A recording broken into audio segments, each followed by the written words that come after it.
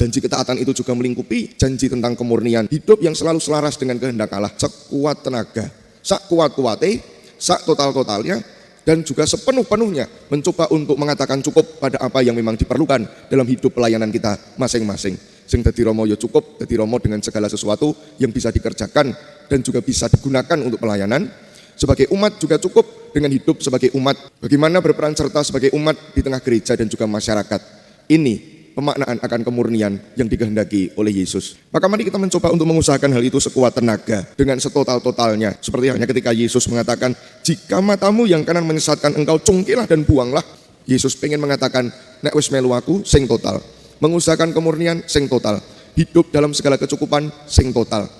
Supaya hidup kita pun juga menjadi hidup yang semakin damai bagi diri kita sendiri, tapi juga di tengah sesama, dan hidup kita pun juga bisa semakin menjadi berkat oleh karena segala kecukupan kita yang dijamin oleh Allah sendiri.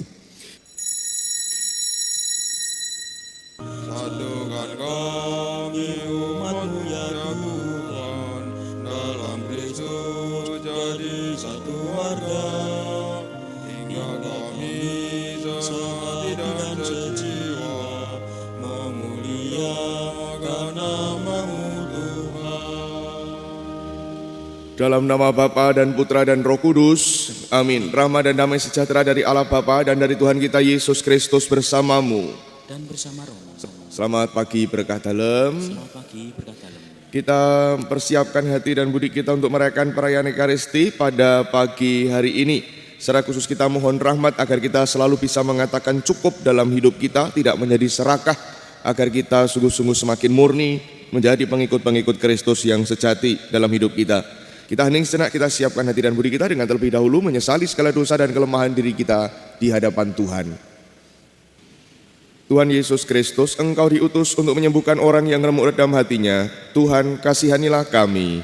Tuhan, kasihanilah kami. Engkau datang untuk memanggil orang yang berdosa. Kristus, kasihanilah kami. Kristus, kasihanilah kami. Engkau duduk di sebelah kanan Bapa sebagai pengantara kami. Tuhan, kasihanilah kami. Tuhan, kasihanilah kami. Semoga Allah yang Maha Kuasa mengasihi kita, mengampuni dosa kita, dan mengantar kita semua ke dalam hidup yang kekal. Amin. Marilah berdoa.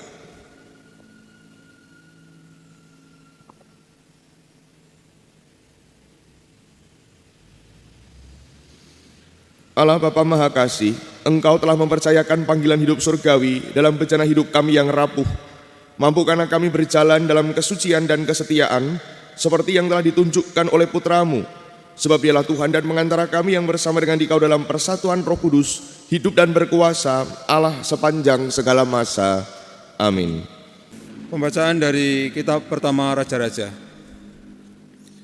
Sekali peristiwa tibalah Elia di Gunung Horeb, gunung Allah. Maka bersabdalah Tuhan kepadanya, "Hai Elia, keluarlah dan berdirilah di atas gunung di hadapan Tuhan." Lalu Tuhan lewat. Angin besar dan kuat membelah gunung-gunung dan memecahkan bukit-bukit batu melalui Tuhan. Namun Tuhan tidak berada dalam angin itu. Sesudah angin itu datanglah gempa. Namun dalam gempa pun Tuhan tak ada.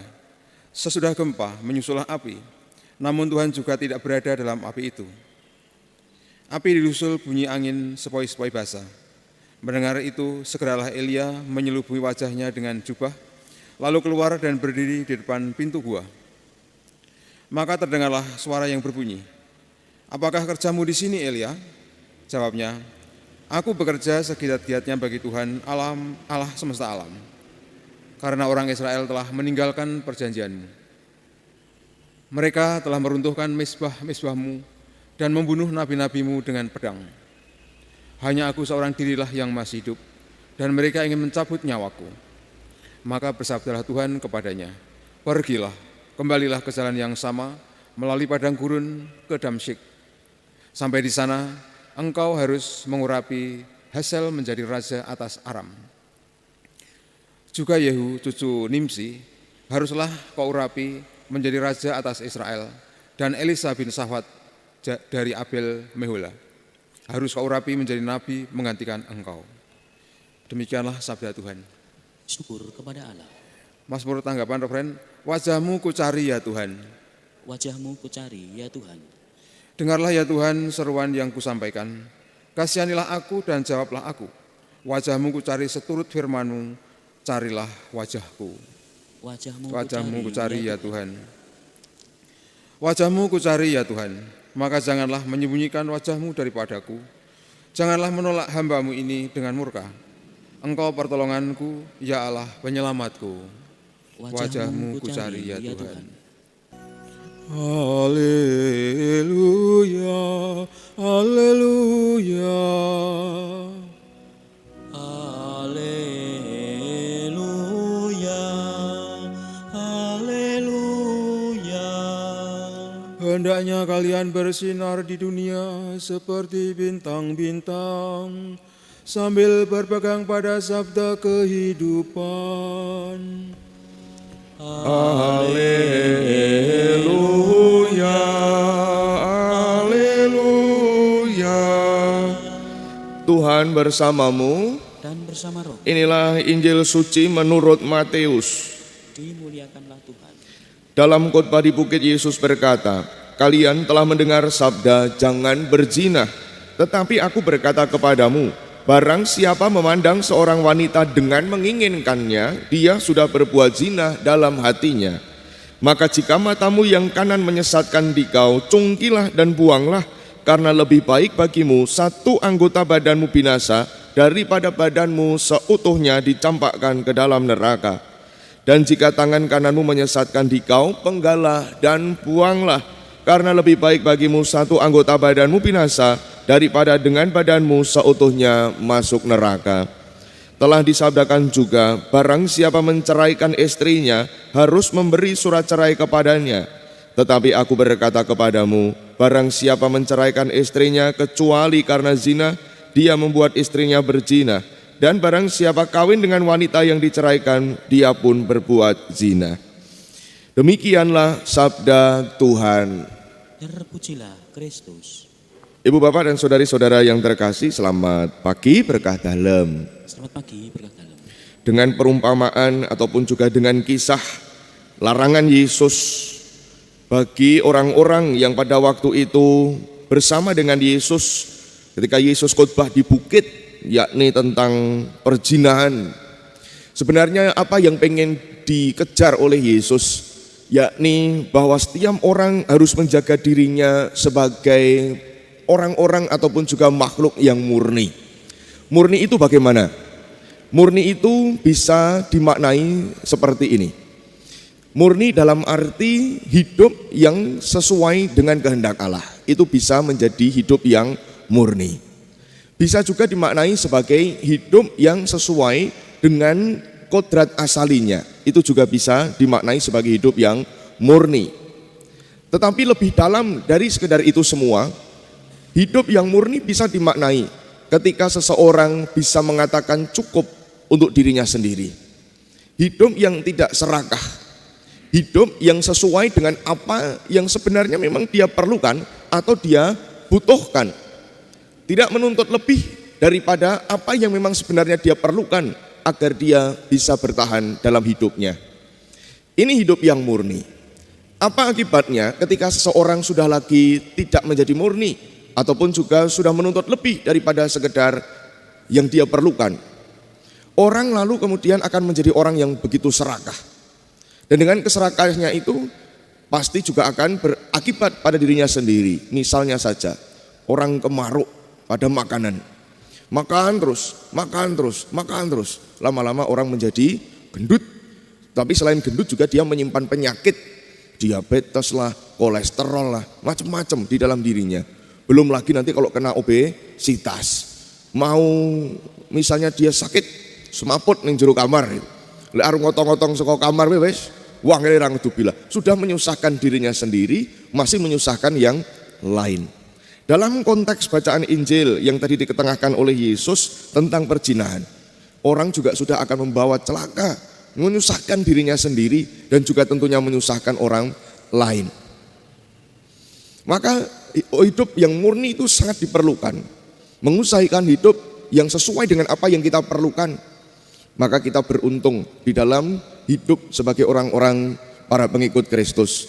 Sekali menikah untuk selama-lamanya. Apa yang dikehendaki Allah tidak boleh diceraikan manusia, menjadi prinsip hidup orang yang menikah. Maka ini menjadi sebuah berkat bagi kita semua sebenarnya dalam panggilan hidup apapun, termasuk kami para romo juga ketika disumpah ataupun juga menjanjikan untuk taat. Janji ketaatan itu juga melingkupi janji tentang kemurnian hidup yang selalu selaras dengan kehendak Allah, sekuat tenaga, sak kuat-kuate, sak total-totalnya, dan juga sepenuh-penuhnya mencoba untuk mengatakan cukup pada apa yang memang diperlukan dalam hidup pelayanan kita masing-masing. Sing dadi romo ya cukup, dadi romo dengan segala sesuatu yang bisa dikerjakan dan juga bisa digunakan untuk pelayanan. Sebagai umat juga cukup dengan hidup sebagai umat. Bagaimana berperan serta sebagai umat di tengah gereja dan juga masyarakat. Ini pemaknaan akan kemurnian yang dikehendaki oleh Yesus. Maka mari kita mencoba untuk mengusahakan hal itu sekuat tenaga, dengan setotal-totalnya. Seperti halnya ketika Yesus mengatakan, jika matamu yang kanan menyesatkan engkau, cungkilah dan buanglah. Yesus pengen mengatakan, nek wis melu aku sing total, mengusahakan kemurnian sing total, hidup dalam segala kecukupan sing total, supaya hidup kita pun juga menjadi hidup yang semakin damai bagi diri kita sendiri, tapi juga di tengah sesama, dan hidup kita pun juga bisa semakin menjadi berkat oleh karena segala kecukupan kita yang dijamin oleh Allah sendiri. Dimuliakanlah Tuhan kini dan sepanjang segala masa. Amin. Marilah mewartakan misteri iman kita. Setiap kali kami makan roti ini dan minum dari piala ini, wafatmu Tuhan kami wartakan hingga engkau datang. Doa novena kepada Santo Antonius Padua hari ke-7. Ya Allah, Santo Antonius kami hormati sebagai hamba-Mu yang setia. Semoga kami dibantu oleh jasa-jasanya, sehingga kami dapat meneladani hidupnya dengan kesungguhan, sehingga kami semakin mampu terbuka pada perutusan-Mu dan menerimanya demi keselamatan dunia. Demi Kristus Tuhan dan pengantara kami, yang hidup dan berkuasa bersama Dikau dan Roh Kudus, kini dan sepanjang segala masa. Amin. Doa untuk paroki Santo Antonius Padua. Santo Antonius Padua, terima kasih kami umat di paroki ini boleh menyandang nama kudus yang dulu menjadi namamu, nama yang dihormati di kalangan kaum beriman, baik di dunia maupun di surga, karena kebajikan hidupmu. Terima kasih pula karena Engkau berkenan menjadi pelindung dan penuntun bagi kami.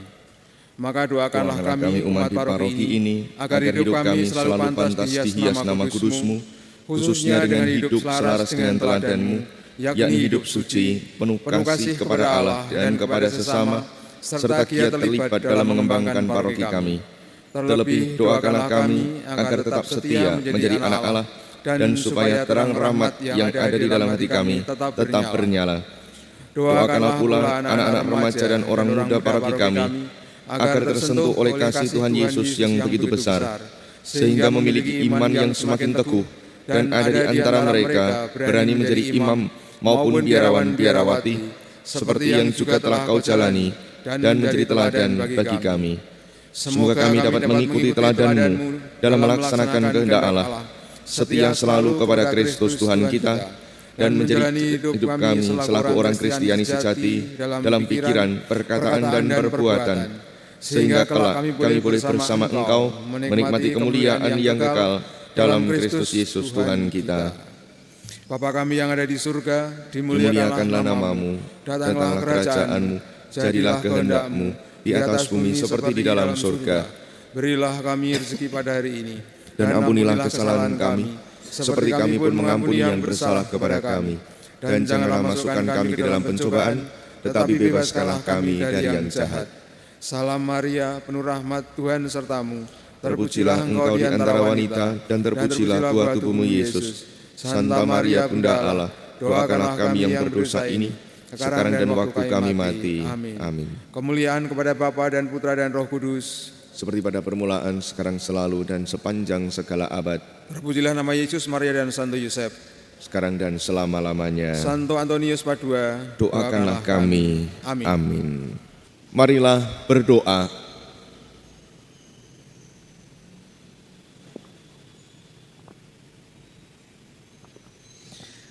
Allah Bapa yang Maha Kasih, di dalam perjamuan Ekaristi ini, Engkau telah menguduskan kami sebagai umat-Mu.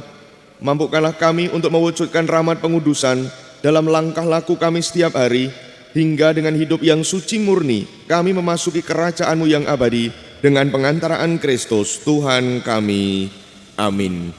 Tuhan bersamamu. Dan bersama roh. Kita semua, sanak saudara kita yang kita bawa dalam doa, keluarga kita dan komunitas kita dimanapun berada, senantiasa dibimbing, dilindungi dan diberkati Allah yang Maha Kuasa, Bapa dan Putra dan Roh Kudus. Amin. Saudari-saudara terkasih, pergilah dalam damai, perayaan Ekaristi kita telah selesai. Syukur kepada Allah. Kepada Allah.